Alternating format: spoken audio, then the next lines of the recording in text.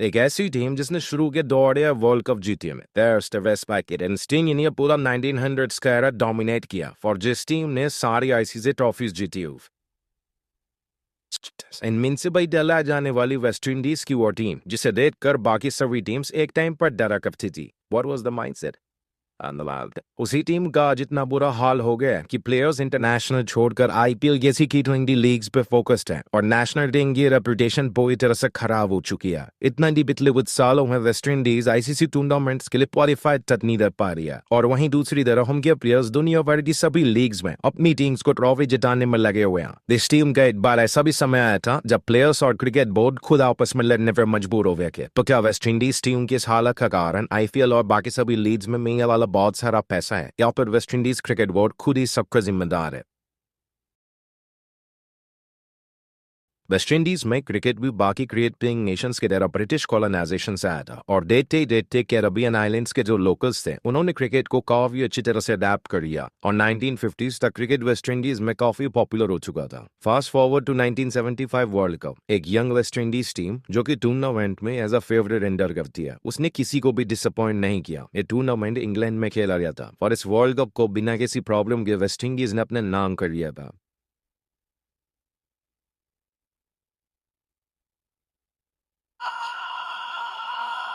West Indies उस world cup में एक मैच नहीं हारी की और उन्होंने वो फर्स्ट एवर वर्ल्ड कप आसानी से जीत लिया था और ऐसा ही सिलसिला अगले वर्ल्ड कप यानी कि 1979 के वर्ल्ड कप में भी चला। West Indies remained unbeaten in group stage and उन्होंने फिर से वर्ल्ड कप अपने नाम कर लिया। मानो सेट और मेंस टीम के अलावा बाकी सभी टीम्स उस पार्टिसिपेट करने आई हो। वेस्ट इंडीज के प्लेयर ने बैटिंग से लेकर बॉलिंग तक सब ने अपने नाम बनाया था। उस टाइम जो प्लेयर्स लेजेंड्स के बराबर थे like sir Clive Lloyd and sir Vivian Richards. उस टाइम पे वेस्ट इंडीज क्रिकेट टीम को हराना हर टीम के लिए ऑलमोस्ट इम्पॉसिबल हो गया था। फिर आता है 1983 का वर्ल्ड कप एंड इसी वर्ल्ड कप ने वेस्ट इंडीज टीम को पूरी तरह से शॉक करके रख दिया था। 1983 वर्ल्ड कप वेस्ट इंडीज का पहला मैच और वेस्ट इंडीज हार जाती है। Yes, you heard it right. जो टीम पिछले दो वर्ल्ड कप में एक ही मैच में ही हारी हो वो टीम इंडिया के खिलाफ टूर्नामेंट का पहले ही मैच हार जाती है। उस पॉइंट तक इंडिया को एक वीक टीम की तरह माना जाता था क्योंकि इंडिया उस जीत से पहले केवल एक ही मैच जीती थी, वो भी 1975 के वर्ल्ड कप में ईस्ट अफ्रीका के खिलाफ। इस हार ने पूरी दुनिया को हिला के रख दिया था मगर वेस्ट इंडीज की टीम ने इसको बस एक तुप्ते की तरह लिया और इंडिया के खिलाफ जो उनका दूसरा मुकाबला हुआ था उसमें सर विवियन रिचर्ड्स ने इंडिया की कमर तोड़ के रख दी। उस मैच में सर विवियन रिचर्ड्स बैटिंग करने आते हैं और उनकी अमेजिंग 119 रन की बदौलत इंडिया वो मैच 66 रन से हार जाती है। ग्रुप स्टेजेस खत्म होते हैं और वेस्ट इंडीज अपने बचे हुए ग्रुप मैचेस जीतकर सेमीफाइनल्स में आसानी से जगह बना लेती है। वेस्ट इंडीज का सेमीफाइनल मैच पाकिस्तान में था जो कि वेस्ट इंडीज आराम से जीत जाती है। उस मैच और man of the match sir Vivian Richards को मिलता है और वेस्ट इंडीज इंडिया पर फेस करने के लिए फाइनल में पहुंच जाती है। और हम सभी इंडियंस को याद है कि 25 जून 1983 के उस ऐतिहासिक दिन में क्या हुआ था। इंडिया ने सारे ऑड्स को बीट करके अपने क्रिकेट इतिहास का पहला वर्ल्ड कप जीता था, वो भी माइटी वेस्ट इंडीज टीम को हराकर। और वहीं से वेस्ट इंडीज का वर्ल्ड कप को लेकर डाउनफॉल शुरू हो गया था। बट एक वर्ल्ड कप की हार वेस्ट इंडीज को नीचे गिराने के लिए काफी नहीं थी। वेस्ट इंडीज ने वर्ल्ड कप को हारने के बावजूद अपना डोमिनेंस चालू रखा। 1984 से 1990 तक वेस्ट इंडीज एक भी टेस्ट सीरीज नहीं हारी और उन्होंने अपनी टीम के साथ हर गेम में डोमिनेट किया। इस हफ्ते साथ वेस्ट इंडीज की टीम इनविंसिबल लग रही थी। वो क्रिकेट टीम जो किसी एक वक्त पे वर्ल्ड की नंबर 1 टीम थी, उसी टीम का अगर डाउनफॉल इमेजिन करना हो तो वो कैसे होगा? उसका सबसे बड़ा कारण है जिन प्लेयर्स ने उस टीम को ऊंचाइयों पर पहुंचाया, उन्हीं प्लेयर्स का रिटायरमेंट। एंड यही होने वाला था उस समय की वेस्ट इंडीज टीम के साथ। अर्ली 90s में वेस्ट इंडीज के बड़े प्लेयर्स का रिटायरमेंट का टाइम आ चुका था और प्लेयर्स रिटायर भी होने लग गए थे। For example sir Vivian Richards, Gordon Greenidge, Michael Marshall and etcetera. हालांकि कई बड़े प्लेयर्स अब भी वेस्ट इंडीज टीम का पार्ट बने हुए थे, लेकिन पहले की तरह हर मैच में हर टीम को हराना ये काफी मुश्किल हो चुका था। मैचेस जीतने के लिए वेस्ट इंडीज के बड़े प्लेयर्स से बड़े परफॉर्मेंस की एक्सपेक्टेशंस रहती थी। अगर वो पूरी होती थी तो ठीक, वरना वेस्ट इंडीज पैरों तले कुचले जाती थी। और यही चीज हुई 1995 की उस ऑस्ट्रेलिया सीरीज में, जहां पे वेस्ट इंडीज 3-2 से ऑस्ट्रेलिया में हार गई और उसके बाद वेस्ट इंडीज टेस्ट में कभी उभर नहीं पाई। Fast forward to 2000, West Indies के फेमस डुओ और वर्ल्ड क्रिकेट क्रिकेट में इम्पैक्ट डालने वाले Courtney Walsh and Curtly Ambrose retirement ले चुके थे और वेस्ट इंडीज पे बड़े मैच विनर्स नहीं बचे थे, लेकिन अब भी थोड़े बहुत अच्छे प्लेयर्स थे। जहां पे 20-25 साल पहले तक सभी प्लेयर्स अपनी प्राइम फॉर्म में थे, वहां अब कुछ ही प्लेयर्स बचे हुए थे और शायद यही वजह थी कि 1979 के बाद सीधा 2004 में वेस्ट इंडीज ब्रायन लारा की कैप्टनसी में अपनी तीसरी आईसीसी ट्रॉफी जीतने में कामयाब होती है। वेस्ट इंडीज 2004 की चैंपियंस ट्रॉफी में इंग्लैंड को फाइनल में हराकर वो टूर्नामेंट जीत जाती है। 2004 की चैंपियंस ट्रॉफी को वेस्ट इंडीज का सनराइज देखा जा रहा था कि ये टीम पहले की तरह वर्ल्ड में डोमिनेट करेगी, मगर फिर डाउनफॉल का दूसरा विलन स्टोरी में एंट्री करता है, the West Indies cricket board. Just imagine, अगर क्रिकेट बोर्ड और उनके प्लेयर्स के बीच में ही मतभेद हो तो इससे भयानक एक नेशन और उसके खिलाड़ियों के लिए क्या हो सकता है। अगले साल यानी 2005 में West Indies player association and West Indies cricket board की स्पॉन्सरशिप एंड प्रमोशनल राइट्स को लेकर बहस छिड़ जाती है, जो कि बहुत बाद में रिजॉल्व होती है, जिस वजह से ब्रायन लारा को साउथ अफ्रीका टूर से हटा दिया जाता है। केवल ब्रायन लारा ही नहीं बल्कि काफी और प्लेयर्स को टीम से खेलने के लिए रोक दिया जाता है एंड उनकी प्रेजेंस ना होने की वजह से टीम की हालत काफी खराब हो जाती है। उस टाइम पे शिव चंद्र पॉल टीम को लीड करते हैं। अक्टूबर 2005 में ये इशू रिजॉल्व हो जाता है और आने वाले ऑस्ट्रेलिया टूर में वेस्ट इंडीज की फुल्ली स्ट्रेंथ स्क्वाड तैयार हो जाती है। बट डिस्प्यूट्स का सिलसिला यहाँ खत्म नहीं होता है। मानो argument West Indies cricket board और प्लेयर्स की किस्मत में ही लिखी हुई थी। फिर साल 2009 में बोर्ड से कम पैसे मिलने की वजह से एंड कॉन्ट्रैक्ट्स में इशू को लेकर वेस्ट इंडीज के बड़े प्लेयर्स ने बांग्लादेश टूर और चैंपियंस ट्रॉफी में खेलने से मना कर दिया, जिस वजह से फिर से एक बार वेस्ट इंडीज का काफी बड़ा नुकसान हुआ। ये मनमुटाव यहाँ तक नहीं रुका, बल्कि 2012 में ये चीज फिर से होती है। राम नरेश सरवन, जिन्होंने अपना आखिरी इंटरनेशनल मैच जून 2011 में खेला था, वे अपना case West Indies cricket board के खिलाफ जीत जाते हैं। हुआ कुछ ये था कि वेस्ट इंडीज क्रिकेट बोर्ड ने उन्हें फिटनेस के बेसिस पे ड्रॉप कर दिया था, जबकि वे बिल्कुल फिट थे एंड खेलना भी चाहते थे, लेकिन बोर्ड ने कुछ कमेंट्स पास कर दिए, जिसकी वजह से उन पे केस भी हुआ एंड एंड में वो केस बोर्ड हार भी गया। As a compensation Ramnaresh Sarwan को वेस्ट इंडीज क्रिकेट बोर्ड ने $161,000 भी दिए थे, लेकिन हद तो तब हो गई जब 2014 में ये सभी आर्ग्यूमेंट एक्सट्रीम लेवल तक पहुंच गए थे। 2014 में हमें वापस से West Indies player association and West Indies cricket board के बीच में डिस्प्यूट देखने को मिला। ये डिस्प्यूट मेनली कॉन्ट्रैक्ट्स को लेकर ही आया था। क्रिकेट बोर्ड जो प्लेयर्स को सैलरी दे रही थी वो प्लेयर्स एसोसिएशन को एक्सेप्टेबल नहीं था। इस कारण की वजह से वेस्ट इंडीज जो इंडिया का दौरा कर रही थी उस सीजन में, उसे वेस्ट इंडीज क्रिकेट बोर्ड बीच में कैंसिल करवा देती है। ये बहुत ही ज्यादा शॉकिंग था, क्योंकि अब West Indies cricket board strict actions ले रही थी, जो कि प्लेयर्स को मंजूर नहीं था। इस कंट्रोवर्सी से न केवल प्लेयर्स एंड टीम का नुकसान हुआ, बल्कि आपसी बोर्ड्स के रिलेशंस भी खराब हो गए। टूर कैंसिल करने पर बीसीसीआई का काफी फाइनेंशियल लॉस हो जाता है, जो कि सही बात नहीं थी। वो टूर 5 ओडीआई एंड 1 T20I का था, जो कि 4th ओडीआई के बाद ही कॉल ऑफ कर दिया जाता है। इस वजह से दोनों टीम्स के प्लेयर्स काफी डिसअपॉइंटेड हो गए थे। ये ड्रामा इस हद तक बढ़ गया था कि कम पैसे मिलने की वजह से प्लेयर्स अपना कॉन्ट्रैक्ट ही कैंसिल करवा रहे थे और टीम को रिप्रेजेंट ना करने की कसम खा चुके थे। इसलिए आजकल आप आईपीएल या फिर दूसरे फ्रेंचाइज लीग्स में देखते होगे कि वेस्ट इंडीज के ऑलमोस्ट सभी स्टार प्लेयर्स खेलते हुए दिखाई देते हैं, लेकिन वहीं टेस्ट या ओडीआई टीम में अच्छे प्लेयर्स ना के बराबर मिलेंगे। और इसी पॉइंट से वेस्ट इंडीज क्रिकेट टीम का डाउनफॉल शुरू हो गया था। और फिर अगले साल 2015 में एक इंटरनल स्ट्राइक होती है, जिसकी वजह से प्लेयर्स अपने आप को टेस्ट टीम के लिए अनअवेलेबल करवा देते हैं। इस पॉइंट तक चीजें काफी बिगड़ चुकी थी और वापसी का रास्ता ऑलमोस्ट इम्पॉसिबल हो चुका था। प्लेयर्स से लेकर एडमिनिस्ट्रेशन एंड सेलेक्टर्स तक बात काफी बढ़ चुकी थी और फिर उसके बाद से प्लेयर्स ने फ्रेंचाइज क्रिकेट को प्रायोरिटी बना लिया और मानो कि वे अपनी नेशनल टीम को एक तरीके से भूल ही गए। वो वेस्ट इंडीज टीम जिसमें एक से बढ़कर एक लेजेंड्स थे, वही टीम 2017 की चैंपियंस ट्रॉफी, 2022 का T20I वर्ल्ड कप और 2023 का ओडीआई वर्ल्ड कप तक क्वालिफाई नहीं कर पाई। सारी लेगेसी जो बड़े प्लेयर्स ने तैयार करी थी वो पूरी तरह से खत्म हो चुकी थी। रैंकिंग से लेकर ओवरऑल वैल्यू तक 2023 तक आते आते सब कुछ गिर चुका था। अब प्लेयर्स फ्रेंचाइज के लिए T20 फॉर्मेट पे ज्यादा फोकस करने लग गए थे, जिसकी वजह से वो टीम 2012 और 2016 का T20I वर्ल्ड कप जीतने में भी कामयाब रही थी। वेस्ट इंडीज प्लेयर्स का नेचुरल टैलेंट और उनका खेलने का स्टाइल T20 क्रिकेट को काफी सूट करता है। वो जिस स्पीड से रन बनाते हैं और जिस तरीके की इनिंग्स खेलते हैं, उनसे उनकी वैल्यू T20 क्रिकेट में और भी बढ़ जाती है। एंड एक बात जिस पे सब अग्री करेंगे कि वेस्ट इंडीज के ऑलमोस्ट सभी प्लेयर्स ऑलराउंडर के जैसे ही है। They all can bat and also bowl as well, जिसकी वजह से उनकी वैल्यू और बढ़ जाती है। और इन्हीं चीजों की वजह से वेस्ट इंडीज के प्लेयर्स को आईपीएल में काफी हाई पे किया जाता है। इस चीज पे काफी ज्यादा इंपैक्ट कैरिबियन प्रीमियर लीग ने भी डाला है, जो कि वेस्ट इंडीज की खुद की T20 लीग है। एक तरफ जहां पे प्लेयर्स फ्रेंचाइज क्रिकेट खेलकर पैसा कमा रहे थे, वहां पे वेस्ट इंडीज की टेस्ट साइड अभी भी स्ट्रगल करती हुई नजर आ रही थी। इस पीरियड के दौरान उन्हें इंडिया, पाकिस्तान एंड इंग्लैंड से टेस्ट सीरीज में करारी हार भी मिली। वनडे क्रिकेट में वेस्ट इंडीज के टॉपिंग मिक्स्ड रिजल्ट्स ही आ रहे थे, या 80 एवरेज, बट ऑल्सो इस दौरान उन्होंने काफी सारे डिफीट्स भी जेली की। Out of all 3 formats West Indies T20 में सबसे सक्सेसफुल होती हुई दिख रही थी। एज व 2012 और 2016 व T20 वर्ल्ड कप जीत के मोस्ट सक्सेसफुल T20 टीम भी बन चुकी थी, लेकिन बाकी फॉर्मेट्स में पीछे होने की वजह से वेस्ट इंडीज की टीम ICC टूर्नामेंट्स तक में क्वालिफाई नहीं कर पा रही थी और तब से लेकर अब तक वेस्ट इंडीज टीम का डाउनफॉल चल ही रहा है। एक टाइम की सबसे खतरनाक टीम जिससे दूसरी टीम्स डरा करती थी, उस टीम का ऐसा डाउनफॉल किसी ने भी नहीं सोचा था। इतना सब कुछ होने के बावजूद फ्रांस को अब भी उम्मीद है कि वेस्ट इंडीज का वो डोमिनेटिंग एरा वापस आ पाएगा, लेकिन जो हालात दिख रहे हैं उससे इसका अंदाजा नहीं लगाया जा सकता कि वो दिन कब आएगा। हालांकि जून में क्रिकेट इंडिया वर्ल्ड कप होने वाला है, जो कि वेस्ट इंडीज और यूएस से साथ में मिलकर होस्ट करने वाले हैं। तो क्या आपको लगता है कि वेस्ट इंडीज फिर से T20 वर्ल्ड कप को जीत पाएगी या नहीं? कमेंट करके अपना ओपिनियन जरूर बताना।